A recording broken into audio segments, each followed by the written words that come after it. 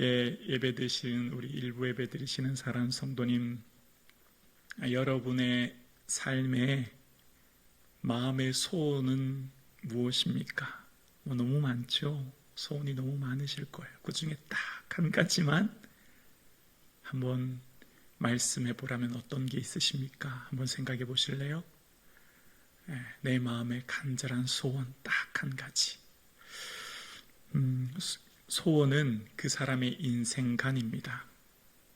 소원은 그 사람의 가치관을 드러냅니다.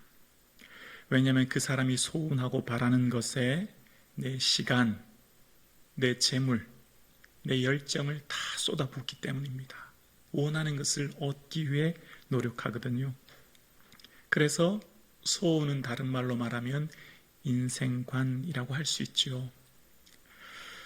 사랑하는 성도님, 이 세상을 살면서 우리 일생일 때 가장 중요한 일이 뭘까요? 우리 인생 전체를 통틀어서 태어나면서부터 마지막 임종의 순간까지 내 인생 통틀어서 가장 가치 있고 소중하고 중요하고 의미 있고 성공적인 것 딱 한 가지는 뭐가 있을까요? 바로 천국에 들어가는 것입니다. 천국 가는 것, 이게 가장 중요하고 가치 있고 소중하고 의미 있는 것입니다.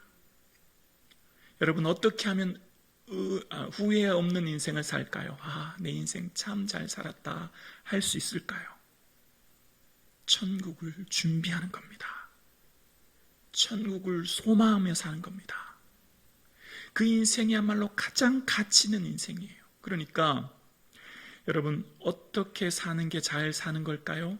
천국을 준비하는 거예요. 다시 말하면 천국을 발견하면 인생의 소원이 바뀌어요.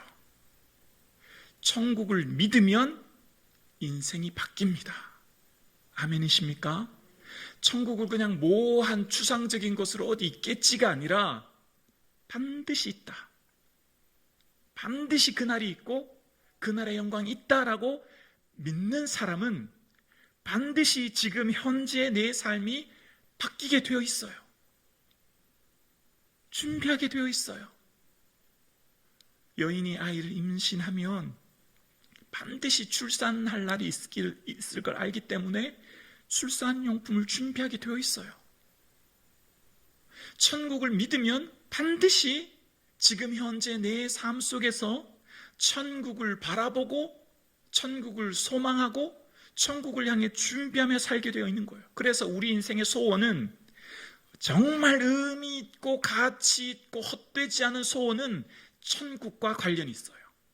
천국을 알고 믿어야만 우리의 인생의 소원이 헛되지 않은 겁니다.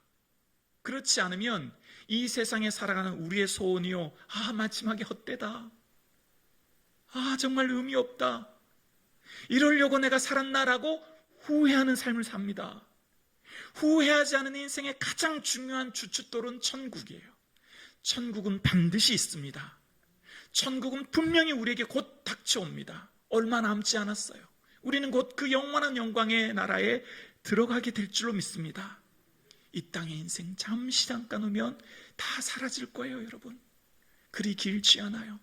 마치 고난이 길면 영원할 것 같지만 아니요. 고난도 다 지나갈 것입니다.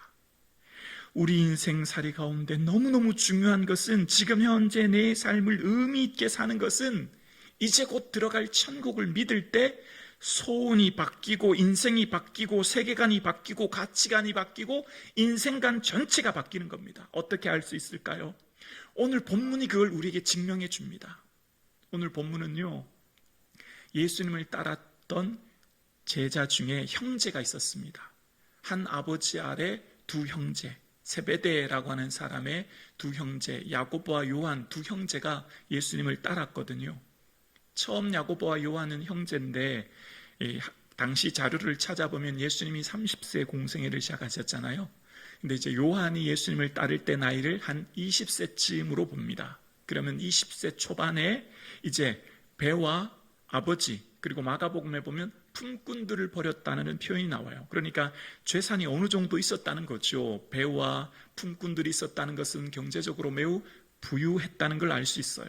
그런데 그 모든 것 다 버려두고 삶의 기반이자 터전이며 동시에 내 인생의 미래를 다 버려버리고 인생의 미래를 예수님께 걸었어요.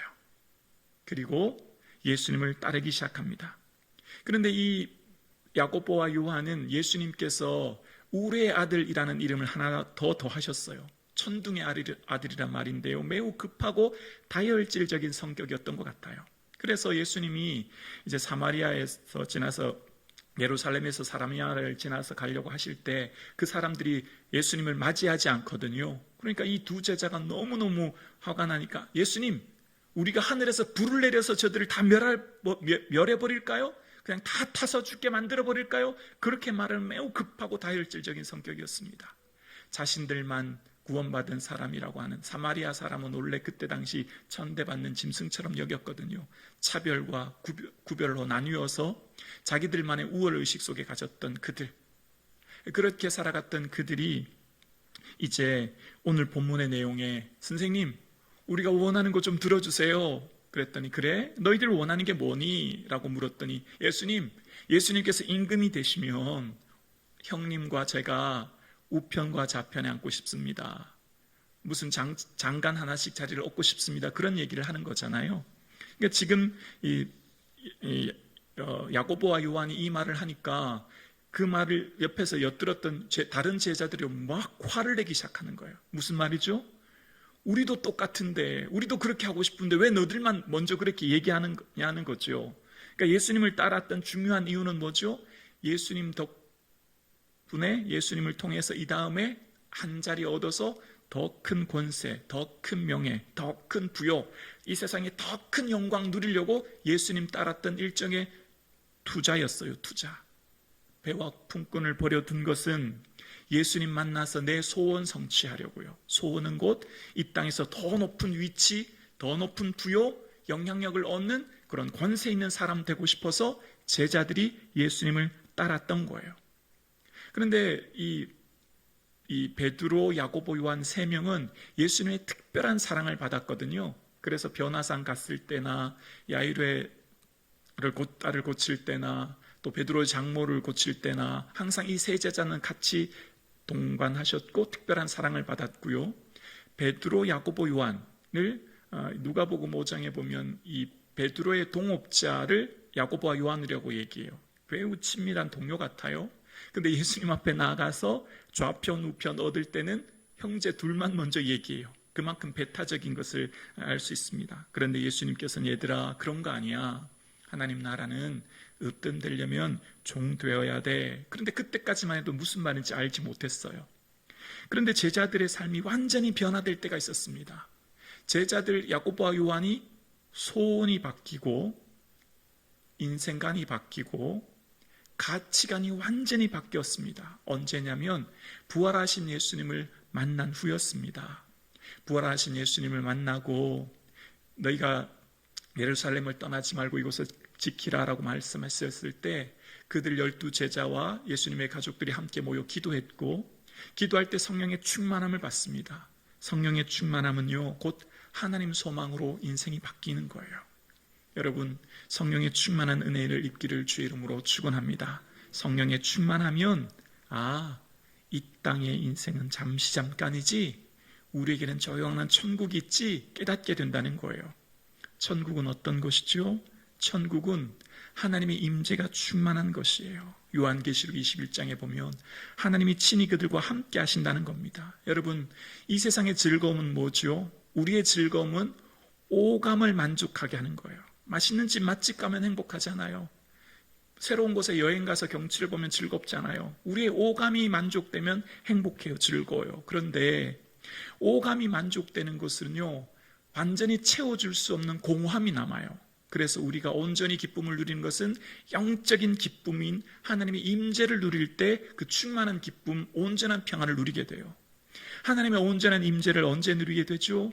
예배를 통해, 하나님 앞에 깊은 기도를 통해, 찬양을 통해, 주님 앞에 나오면 주님과 만남을 통해 주시는 임재를 통해 주님의 깊은 평안과 기쁨의 은혜를 누리게 되죠. 세상이 줄 수 없는 그런 차원의 기쁨이 아니라 하나님만 주시는 온전한 은혜를 누려요. 근데 이 세상에서 누리는 이 임재는 일시적이고 유한적이고 잠깐이에요. 부분적이에요. 충만히 누리지 못해요. 그 충만히 누리는 임재는, 완전한 하나님의 임재는 곧 천국에서 누리게 될 줄로 믿습니다. 하나님께 예배드림으로 주시는 구원의 감격과 그 은혜와 기쁨의 충만함은 이 땅에서 완전히 누리지 못하지만 그 나라에서는 온전히 그 은혜를 충분히 누리며 살게 되는 거예요. 그래서 지금 우리가 살아가는 동안 예수님 어떤 분일까 생각하면 거울로 보는 것 같이 희미해요. 예수님에 대한 초상화 그림들 많이 보지만 온전한 것이 아니죠. 언제 우리가 온전하게 알게 될까요? 천국에서 얼굴과 얼굴을 대면하여 주님을 포옹하고 앉게 될 그날, 그 영광스러운 그날 우리는 주님을 온전히 알게 되지요. 지금은 부분적으로 알아서 예수님에 대해서 온전히 알지 못하지만 그때는 온전히 알게 되어집니다. 그때는 어떤 때일까요? 모든 눈물을 그 눈에서 닦아주시는 때라고 이야기합니다. 모든 한, 상처, 아픔이 치유되는 날이에요. 죽음의 임종과 함께 천국에 들어가면 모든 상처가 치유되고 모든 아픔이 사라지고 모든 고통이 사라지는 기쁨과 영광스러운 날이 우리에게 있는 줄로 믿습니다. 그 나라, 그 천국을 사도 요한은 요한계시록에 구체적으로 기록했다는 것은 뭘까요? 하나님 나라의 소망을 바라보았고 경험하였고 계시를 통해 깨닫고 믿게 되었어요. 아, 그 나라는 눈물이 없는 모든 한과 상처와 아픔이 치유되고 회복되는 곳이구나 맛보아 알게 되었어요. 그래서 그 나라를 맛보아 알았던 요한은 인생이 바뀌는 거예요. 예수님 따랐을 때, 예수님이 십자가에 못 박힐 때 다 도망갔거든요. 야고보와 요한도 도망갔어요. 목숨 잃어버리면 아무것도 아니잖아요. 이 세상에 금은보화 얻으면 뭐예요? 목숨이 최고인데. 예수님 십자가에 못 박힐 때 야고보와 요한 다 도망갔어요. 그런데 하나님 나라 그 천국 소망 경험하고 깨닫고 맛보아 알게 되니, 아, 그렇구나. 이 세상의 인생이 어떻게 사는 것이 의미 있는 인생이구나. 소원이 바뀌는 거예요. 소원이. 마음의 소원이 바뀌는 거예요. 예전에는 우편 좌편이 있는데 이제 그런 게 아니에요. 천국을 위해 사는 삶입니다. 그 하나님 나라 바라보고 사는 삶이에요. 그래서 야고보의 삶 가운데 예수님의 사도들이요, 예루살렘 교회가 큰 박해가 일어납니다. 스데반의 순교 이후에 박해로 인해 모든 성도들이 흩어지는데 사도행전 8장 1절에 보면 사도 외에 다 흩어졌대요. 다른 말로 예수님의 12 제자들, 예수님의 사도들은 그 교회를 지키고 있었다는 거예요. 그렇게 교회를 지키고 있었을 때에 헤롯의 박해로 인해 오늘의 주인공인 야고보가 순교해요. 가장 젊은 나이에 최초의 12 제자 중에 순교자가 돼요. 여러분 한번 생각해 보세요. 야고보의 마음의 소원이 뭐였어요? 예수님 따라다닌 이유가 뭐였죠? 배와 품꾼들 버린 이유가 뭐였죠? 일종의 투자였어요. 더 큰 영광을 이 땅에 누리려고 한 것이었어요. 그런데 20세 초반에 부름받아 30대 중반쯤 됐다고 얘기합니다. 자료에 보면 그는 그의 삶을, 목숨을 잃어버려요. 얼마나 억울해요. 만약 천국이 없다면 이것보다 더 억울하고 원통하고 분한 일이 어디 있어요? 그렇지 않습니까? 만약 천국이 없다면 예루살렘 교회에 지키고 있지도 않았을 거예요. 다 그냥 버리고 도망갔을 거예요. 그러나 사도들은 예루살렘 교회를 지킵니다. 그래서 교회의 지도자들인 야고보를 불러서 헤롯에 의해 순교되는 거예요. 천국이 없다면 우리 인생이 내 뜻대로 되지 않고 내 계획대로 되지 않으면 허무해요. 실망돼요. 낙심돼요.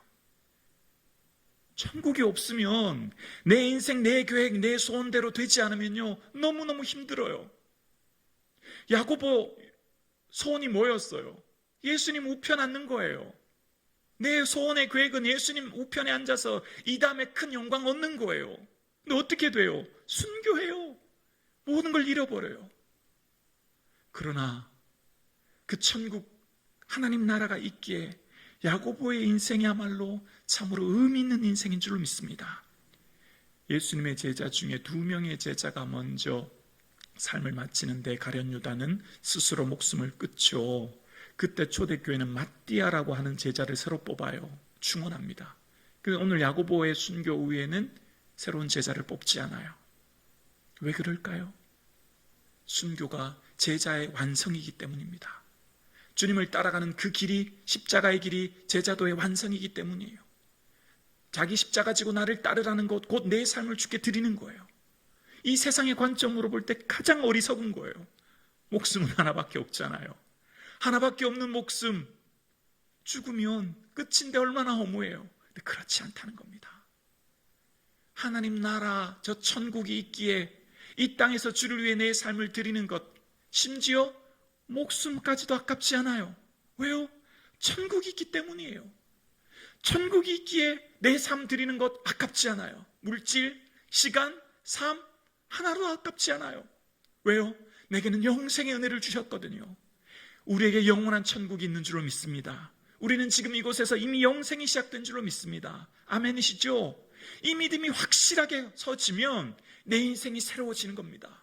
인생관, 세계관, 가치관이 바뀌는 거예요. 내 삶이 의미 있는 인생으로 완전히 바뀌어지는 거예요. 그래서 야고보의 순교, 얼마나 그 순교의 순간 야고보가 마음이 힘들고 어려웠을까요? 그러나 저 영원한 천국이 있기에, 저 영원한 하나님 나라가 있기에 이 세상의 삶은 뭐죠? 잠깐이에요. 우리 인생을 성경엔 뭐라고 말하죠? 안개요, 안개. 한숨이요. 우리 인생은, 본격적인 인생은 아직 시작도 안 했어요. 실망하지 마세요. 낙심하지 마세요. 여러분의 본격적인 인생 아직도 시작조차 되지 않았어요. 하나님 나라의 영혼에 비하면 우리 지금의 인생은요 0.0000001%도 안 돼요. 아멘이십니까? 영혼이 있는데 이 세상의 100년이 아무것도 아니잖아요. 그 영원한 하나님 나라가 우리에게 있음을 알 때, 그리고 그 영원한 영광의 나라, 영생에 우리에게 주어졌음을 알기에 우리 인생에요, 이 땅에 썩어져 갈 것, 버려질 것들 소망 두면서, 마음 두면서 우리의 삶의 무게를 여기에 두지 않아요. 우리의 영원한 삶의 무게는 하나님 나라에 두죠. 썩지 않은 것에 둡니다. 영원한 것을 위해 영원하지 않은 것 버릴 수 있는 지혜가 우리에게 있는 거예요. 여러분, 천국이 반드시 있습니다. 아멘이십니까? 천국은 반드시 있어요. 죽음 후에가 끝이 아니에요. 허무가 아니에요. 죽음 후에는 새로운 시작이요, 우리의 본향이 본격적으로 시작되는 것입니다. 우리가 이 세상을 살면 보이는 것에만 자꾸만 우리 눈길이 가요. 마치 전부인 것 같아요. 그러나 우리는 반쪽만 보는 거죠. 보이는 건 잠깐이고 보이지 않는 것은 영원한 것이지요. 믿음은 보이지 않는 것의 증거지요. 여러분, 우리 마음이 너무 이 땅에 집중되어 있기 때문에 우리는 그래서 끊임없이 하늘을 바라보아야 합니다. 끊임없이 천국을 소망해야 됩니다. 왜냐하면요, 만져지고 보여지고 느껴지는 것에 우리가 마음 두기 마련이거든요. 보이지 않는 것을 믿지 못하는 게 우리의 심성이거든요.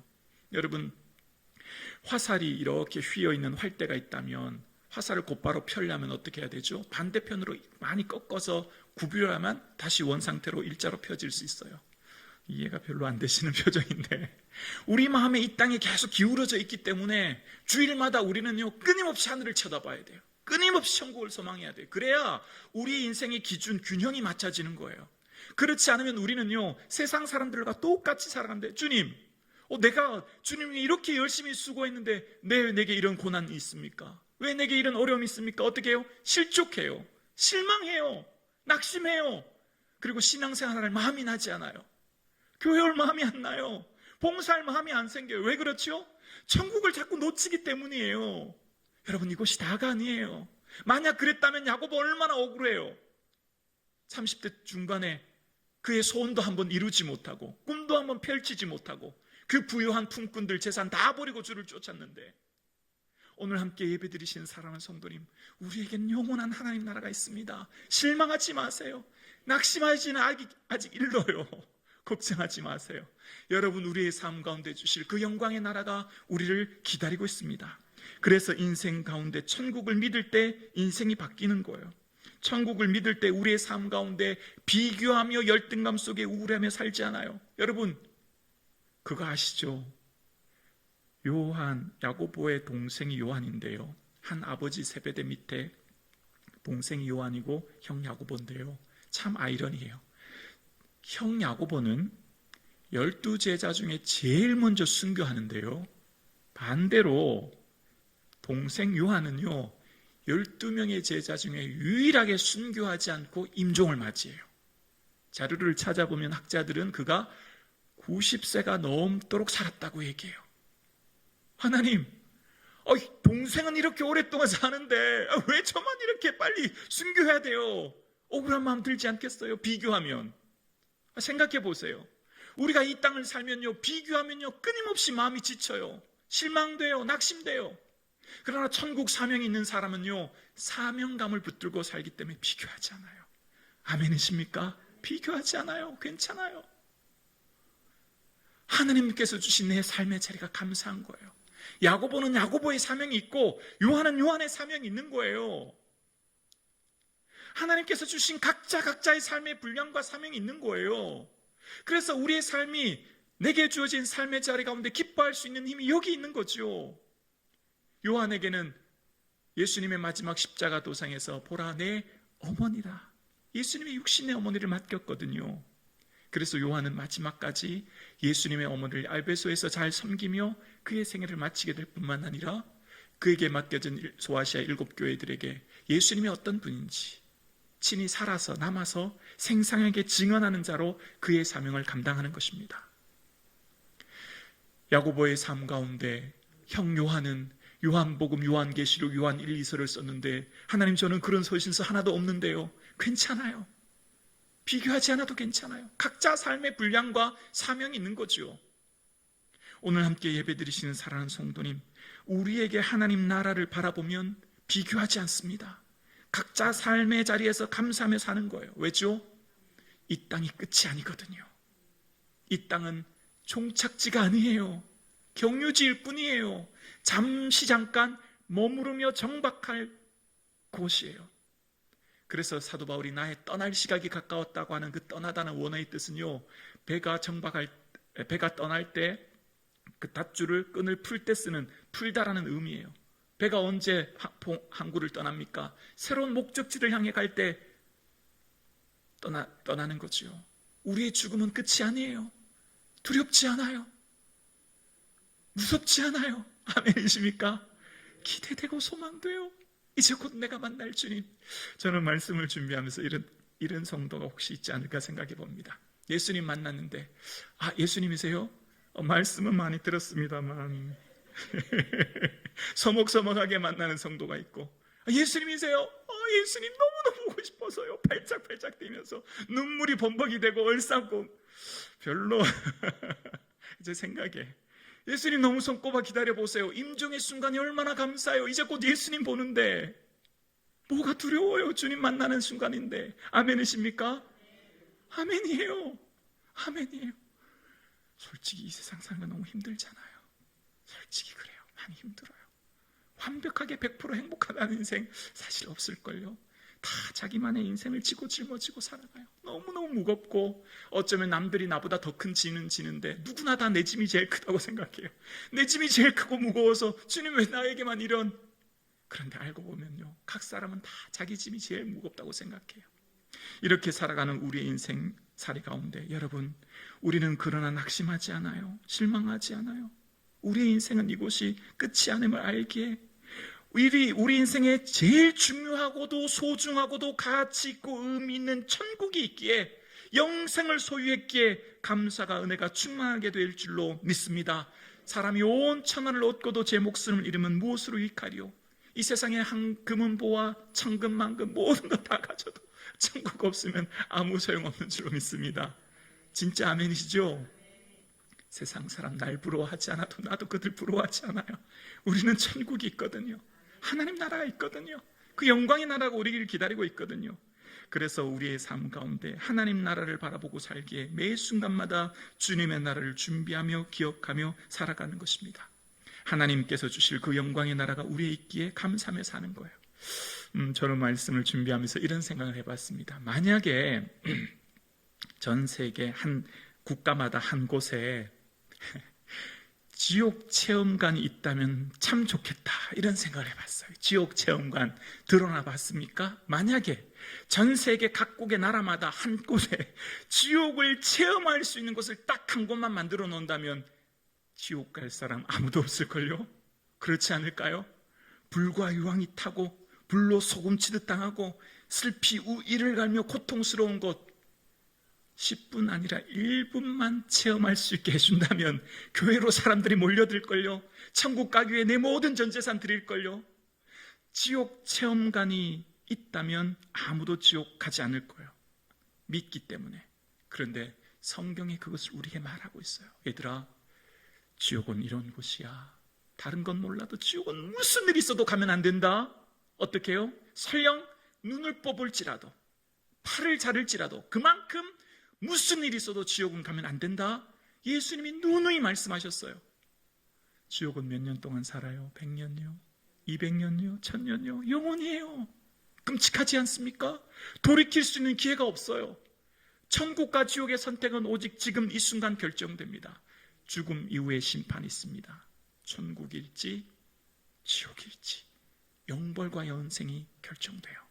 여러분, 예수 그리스도가 내 인생의 주인이며 주님이 나의 죄를 위해 십자가에 피 흘려 죽으셨고 우리는 죄의 대속함을 받아 저 영원한 천국이 우리에게 준비되어 있는 줄로 믿습니다. 그러기에 우리의 인생에 감사와 기쁨이 넘치는 거죠. 여러분, 어떤 사람이 지옥 갈까요? 가만히 있으면 지옥 가요. 별로 노력하지 않아도 돼요. 그냥 세상 흘러가는 물결 속에 좋은 대학 가고 좋은 연봉 받고 결혼하고 여행 다니고 취미생활하고 즐겁게 살면 돼요. 그러다 죽으면 지옥 가는 거예요. 그러나 천국은 거슬러 가는 거예요. 좁은 길이에요. 협착해요. 자기 십자가 지는 길이에요. 주님을 따라가는 길이에요. 그래서 세상 가치관과 논리와 달라요. 높아지고자 하는 자는 종되어야 된대요. 가치관이 바뀌어요. 다른 삶을 살아야 된대요. 천국의 소망을 두는 삶을 살아야 된대요. 썩어질 것들 바라보며 사는 삶이 아니라고 말씀하고 있습니다. 오늘 함께 예배드리시는 사랑하는 성도님, 요한은요, 그 천국을 맛보고 난 뒤에 요한복음을 쓸 때 마지막에 내가 이것을 너희에게 기록함은 그 아들 예수 그리스도가 하나님의 아들이시요 영생이 있음을 너희로 알게 하기 위해 이것을 쓴다, 그렇게 얘기해요. 영생, 요한의 마지막 편지의 목적은 영생, 천국이 있다는 겁니다. 왜요? 보고 경험했거든요. 반드시 있다는 걸 알거든요. 그래서 요한의 인생은 바뀌어요. 천국 복음 전하는 인생으로, 영생을 전하는 인생으로, 높은 자리에 오르려고 했던 그 인생이 가치관이 바뀌는 거예요. 오늘 함께 예배드리시는 사랑하는 성도님, 여러분 마음이 무엇으로 가득 차 계십니까? 지금 여러분의 소망이 무엇입니까? 무엇을 향해 오늘도 꿈꾸며 바라보십니까? 저 영원한 천국을 바라보고 소망할 수 있기를 주의 이름으로 축원합니다. 부산에 가면 정확하게는 김해 같아요. 김해에 보면 세계로 교회가 있는데 그 손현보 목사님에 대한 기사를 읽은 적이 있습니다. 고추밭에 대한 기사인데 참 재미있어요. 이분이 처음 교회를 부임했을 때 이제 시골 교회에 부임했답니다. 마을 전체가 한 100가구, 100명도 채 되지 않은 조그마한 도시입니다. 지금은 엄청 크게 부흥하고 성장했다고 합니다.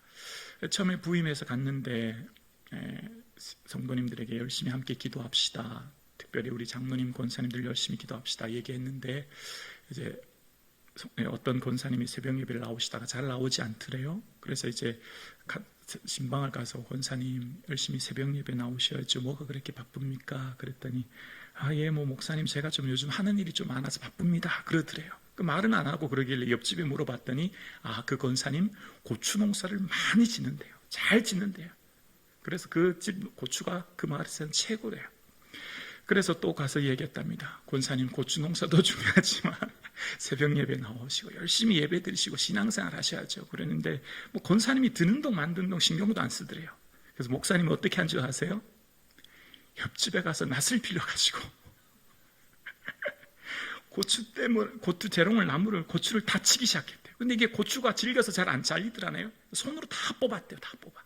손이 부러뜨고 땀이 나고 다 뽑았는데 다음날 이 권사님이 어떤 정신 나간 놈이 우리 집 고추한테 고추를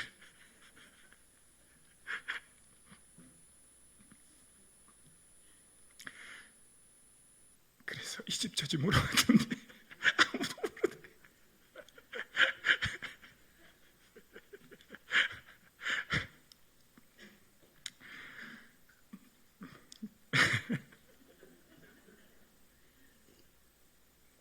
그래서 알아 누웠더랍니다.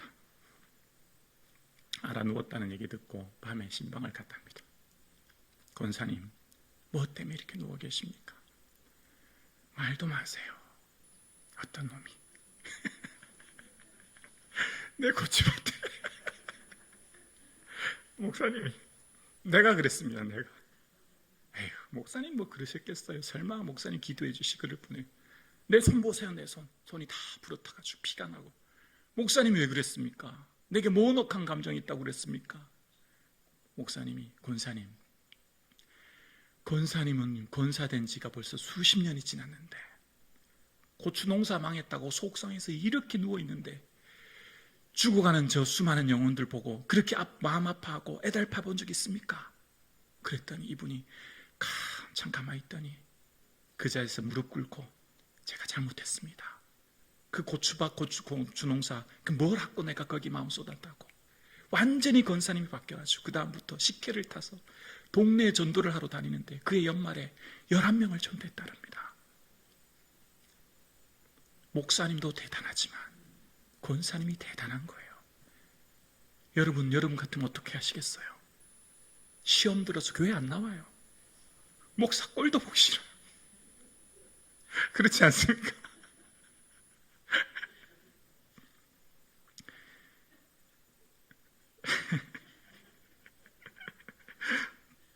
목사님도 참 대단합니다. 뭐 저 같으면 노심초사 불면 날아갈까 만지면 깨질까.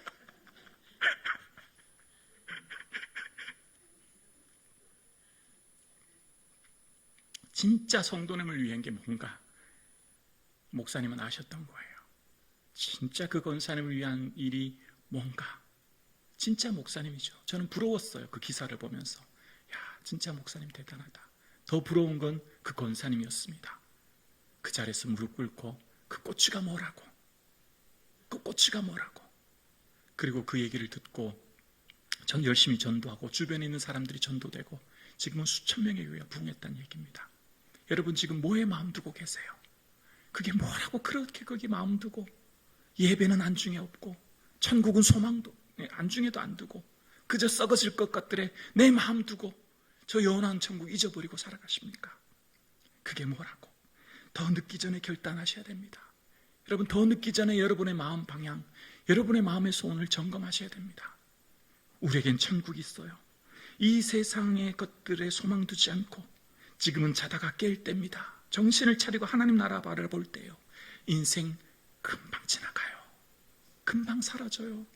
금방 갑니다.